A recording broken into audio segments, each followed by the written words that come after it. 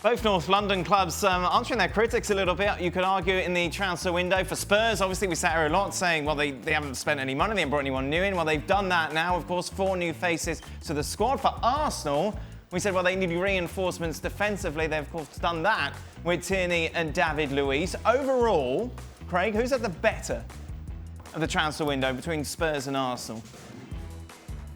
I think you'd have to say, I think Spurs are a better side, but I think Arsenal have had a slightly better transfer window. I'm not saying they've brought. I mean, Ndombele is going to be, looks like he's going to be a great player, but you know, Pepe coming in, they've got a centre half. But he's better than what they've got. It's as simple That's as the key thing, isn't it? It's an upgrade. And Tierney, I mean, Andy Robertson set the bar for Scottish left backs. Yeah. Tierney from Celtic. Tierney is supposed to be a very, very good player. Now this is going to be the acid test for him. So when you see those 3 alone, then Ceballos, who it was great for Spain's under-21s, and he's played quite a few games for Real Madrid, so he knows the pressure. And let's see how he fits in. He's a very tidy player, so I don't think Arsenal have done badly at all. Yeah, you'd have to go Arsenal, you know, because if all the signings they've made do well, it'll completely transform the way Arsenal play. Whereas if you look at Tottenham's, they've strengthened in the middle of the park, but it's not going to change an awful lot. Right. So the potential for Arsenal to be so much better and completely different is so much bigger than Tottenham, and that's why I would say that Arsenal have come out better. We slated, obviously, Chelsea and United earlier. Both of those have had good summers, haven't they, you would say? Well, as I said, I think Chelsea have had... Chelsea's problems are self-inflicted. True. And Man United's problems are just bad management.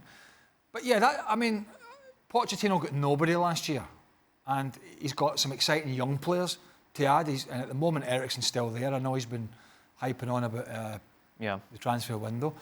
But Arsenal left it late, but they haven't done... I mean, the Tierney thing was in the pipeline for a while, but Celtic held a little firm over money. The David Luiz one was kind of out of the blue, but they were kind of getting desperate for a centre-half.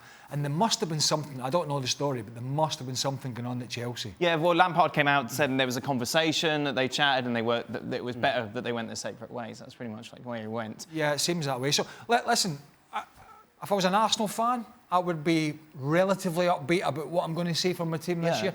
I think they have a great chance of getting in the top 4.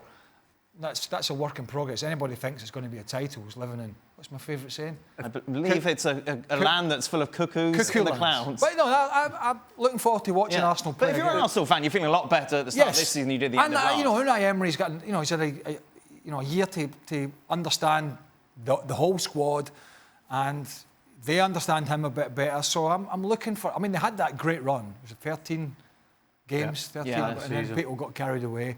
Don't expect that to happen, but I expect them to be defensively a bit stronger and going forward a wee bit more potent as well. The key has to be David Luiz, because if that part of it collapses, then you can have as many great attacking players as you want. You're going to lose goals left, right and centre. So, you know, for me, the difference between David Luiz being a success and a failure is the difference between Arsenal... But he is better than what they've got. Yes. Yeah.